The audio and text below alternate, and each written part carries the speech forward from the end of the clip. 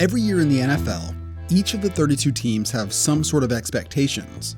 And basically, their performances range from 3 different categories. They perform better than expected, do about as well as we thought, or worst of all, disappoint, breaking the will of the most die-hard fans.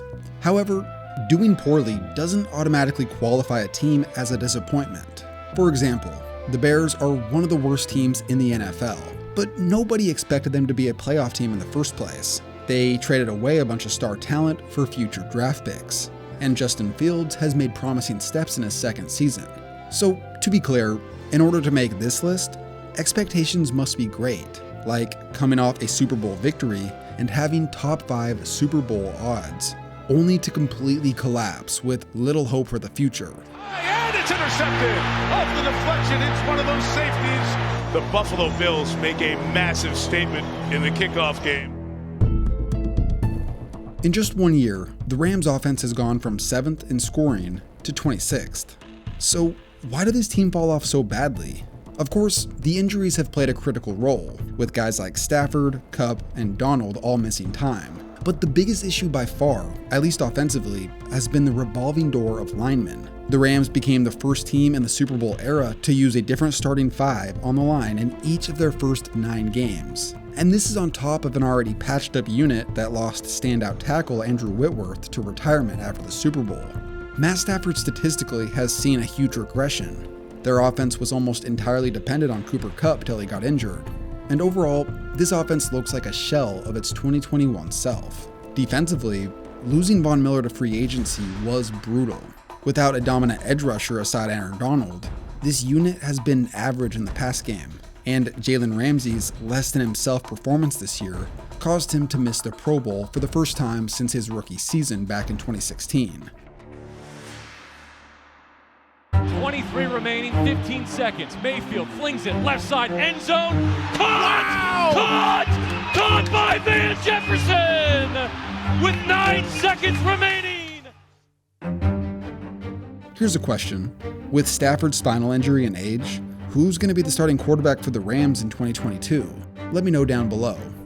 Now, before we continue, this video is sponsored by SeatGeek. SeatGeek takes tickets from all across the web and puts them into one area, making buying simple. They have everything from football, baseball, basketball, concerts, festivals, or more. SeatGeek rates every ticket from 0 to 10 to make sure that you're getting a good deal, with green meaning good and red meaning bad. And for first-time buyers, use code KTO at checkout for $20 off your first purchase. Make sure to click the link in the description to download the app. According to Pro Football Reference, before the 2022 season began, only 3 teams had better chances of winning the Super Bowl than the Rams. 2 of them looked like serious contenders, while the Tampa Bay Buccaneers don't belong anywhere close to the Bills and Chiefs. And currently, they're just fighting to be above 500. Starting out the season, things looked bright. The Bucs jumped out to a 2-0 start. But things fell apart rather quickly. They lost 5 of 6, and this offense looks like one of the worst in football. As of now, they stand 28th in scoring, which is a seismic dip from 2021. If it weren't for their solid defense, this team would be dead in the water. So, how did they fall off so badly offensively? First off, coaching makes a big difference, and with Bruce Arians stepping away from the sidelines, has surely made an impact. But the biggest issue has been the offensive line. It's become evident that the loss of key interior personnel has crushed this team's ability to run. In 2021, the Bucs possessed 3 Pro Bowlers on the O-line. Ali Marpet surprisingly retired at age 28, and Ryan Jensen tore his ACL in training camp. So take away 2 Pro Bowlers and throw in a bunch of injuries, and what you get is the worst rush offense in the NFL, which consequently has negatively affected the pass game. Brady has often looked out of rhythm because of this. It's also clear that without Gronk, who excelled as both a pass catcher and a blocker, this offense lacks any sort of punch. And the team as a whole looks flat on a consistent basis. Who knew the day would come where a matchup featuring Brady and Rodgers would produce a lackluster 14-12 final score? Speaking of Green Bay, in the recent history of the NFC North, the Packers have mostly reigned supreme, winning 8 division titles since 2011, including the last 3. But this year, They currently sit tied with Detroit in a race for second, which is crazy considering the Packers were supposed to be near the top of the NFC, and the Lions were supposed to finish near the bottom. What exactly has happened to the Packers? Since Matt LaFleur took over in 2019, here's basically what the team has looked like. The defense has ranged from above average to average, with their weakest season coming in 2022. And offensively, what made them elite in the past was all the production with a lack of turnovers. But that all changed this season, with Aaron Rodgers throwing double-digit interceptions for the first time since 2010. It was always known that once Davante Adams was traded, this offense was going to be in a bit of a transition phase. But now it's evident that it was even tougher than expected. Not only is Rodgers not playing well, but the chemistry between Rodgers and these young receivers has been perhaps the biggest obstacle this season. This passage from a fan-sided article tells it best. Quote, "The Packers have been one of the most penalized teams in the NFL. Dropped passes along with receivers running the wrong routes and stems have been issues as well. On top of that, there have been missed blocks, and Rodgers has been uncharacteristically inaccurate. And with Rodgers' massive contract that he signed, I can't help but wonder how the Packers are going to climb out of this." Something similar can be said about what's going on in Arizona. Murray's throwing deep. Robbie Anderson way short and intercepted. Harrison Smith. Even though the offseason was overshadowed by Kyler Murray's contract situation and all the baggage that came with that, the Cardinals ultimately were able to reach an agreement with him. Entering 2022, Arizona was considered a borderline playoff team, and even though DeAndre Hopkins was suspended for 6 games, the front office brought in a few pieces to help their quarterback out, including former Ravens receiver Hollywood Brown, second-round tight end Zach McBride, and even a mid-season trade for Robbie Anderson. But overall, this unit possessed very little spark, and Kyler Murray is a major focal point in this. Before his devastating injury, Murray was putting up the least productive numbers of his career, and this offense went from scoring 26 a game in 2021 to only 20 this season. Murray's regression poses concerning questions for the future. Is he just an average NFL quarterback when healthy? Some say the blame can be instead placed on the play calling from the coach, Cliff Kingsbury. His teams have consistently been one of the sloppiest in terms of penalties. It hasn't been fixed in years, and his play calling is consistently under scrutiny. They've struggled to do simple things, like getting the right play call in time. But just as much as this offense has struggled, the defense really fell apart. Got it! They've got the lead! It's the tight end, Jared Everett! It's clear that the loss of Chandler Jones in free agency has hurt this unit. They've allowed the 3rd most points of any NFL team, giving up 5 more points a game on average compared to last year. So with JJ Watt's retirement, the potential firing of their coach, and questions about Kyler's ability, the future looks grim. But I guess it could be worse. Second and 10, quick pass outside, and that is complete. That is Moreau, and Moreau fighting for yardage. The ball is loose again. Picked up by the Cardinals. This is Byron Murphy to the end zone. I'm sure most teams have gone through gut-wrenching losses this season, but it's tough to say that anyone's had it worse on a consistent basis like the Raiders. Coming into the season, the Raiders had high hopes with first-year coach Josh McDaniels.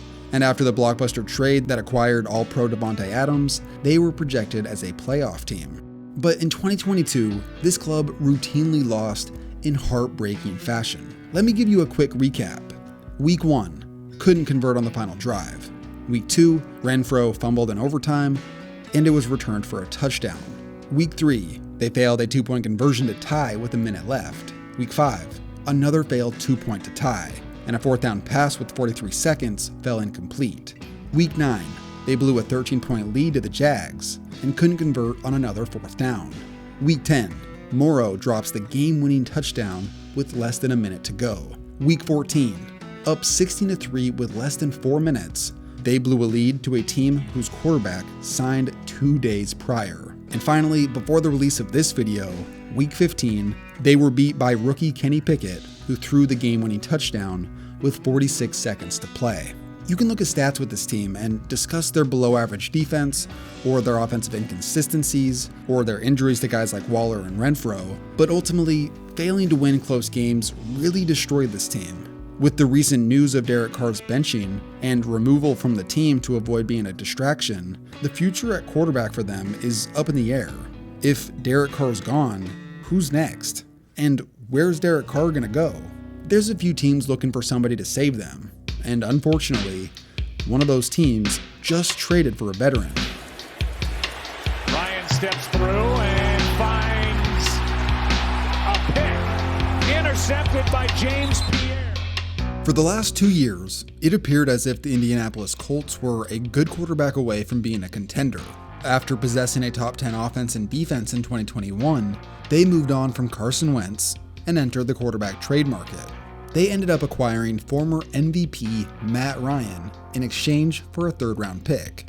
Even though Matt Ryan hasn't made a Pro Bowl since the 2016 season, the Colts felt like he still had some juice left. With the top running back in 2021 statistically lining up next to him in Jonathan Taylor, and a stout offensive line with the likes of Quentin Nelson, the Colts were projected to win around 9 to 10 games. But problems appeared right away. They ended up tying with the Texans in Week 1, who many felt were the worst team in the league. And then the following week, they dropped a goose egg versus Jacksonville. It didn't get much better from there. In 2022, Matt Ryan has put up some of the worst stats of his career, eventually finding his way to the bench. Popular number 1 overall fantasy pick Jonathan Taylor is nowhere near his 2021 numbers, and as a whole, this offense ranks 31st in scoring and dead last in turnovers. I sound like a broken record, but a lot of this is due in large part to the struggles with the offensive line. This position group's massive regression in the run game has been so bad, it's perhaps the biggest reason why the offensive coordinator and the head coach were fired mid-season.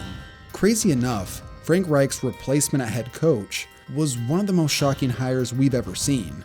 Jeff Saturday, a former player with no coaching experience beyond high school, was given the job. A few weeks later, the Colts would blow a 33-point lead to the Vikings. This is the largest in NFL history, a true low point in an absolutely forgettable season. To add salt to the wound, this once top 10 defense has fallen off the rails, partially due to the fact that their best defensive player, Shaq Leonard, formerly known as Darius Leonard, only played in 3 games before being injured. But hey, at least they only gave up a third-rounder for Matt Ryan. The Broncos, on the other hand, are in football hell. Broncos country, let's ride. Broncos country, let's ride. Broncos country, let's ride. Broncos country, let's ride. In one of the biggest blockbuster trades in recent memory, Russell Wilson and a 4th-round pick were traded from Seattle to Denver in exchange for multiple players, 2 first-round picks, 2 second-round picks, and a 5th-round pick. This was a massive price to pay, and on top of that, Russell Wilson signed a 5-year, $245 million extension, which included $165 million of that guaranteed. But the price appeared to be worth it at the time. The Broncos' Super Bowl window was now open, and they were projected to win around 10 to 11 games in 2022. After producing the 3rd best defense in the NFL in 2021, Russ and company just had to be at least average. Wilson throws off balance, picked off at the 4-yard line. Rodney Thomas has made a couple of really nice plays tonight. It's hard to say that any fan base has been more disappointed in 2022 than the Denver Broncos. Their $245 million quarterback at this point has put up a worse QBR than Zach Wilson. And considering the fact that Russ was coming off of 5 Pro Bowl seasons in a row, it's hard to wrap my head around how things went downhill so quickly. They have been the only offense worse than the Colts in terms of points scored. Just to add to the absurdity, if Denver had just scored 17 every game, they'd currently be 8-7 and in the playoff hunt. You got players yelling at Russ, the backup quarterback getting shoved by linemen, head coach Nathaniel Hackett fired in his first season. It's a complete disaster. It appears that Wilson is cooked. He was a player whose elusiveness outside the pocket in his younger years made him a major weapon, but it also heavily aided his game. Now, in his mid-30s and a few steps slower, he doesn't appear to have that same magic. And standing at 5'11", he's not going to become a reliable pocket passer at this point in his career. The fact that the Seahawks moved on from Russ when they did and got all of those picks, it's potentially one of the greatest heists in sports history. Seattle is looking at a top 5 pick and an early second round pick, courtesy of Denver. And I haven't even discussed the wildest part. Seattle has a better record than the Broncos. And of all players, Geno Smith, Wilson's backup in Seattle, is outperforming him. And it's not even close.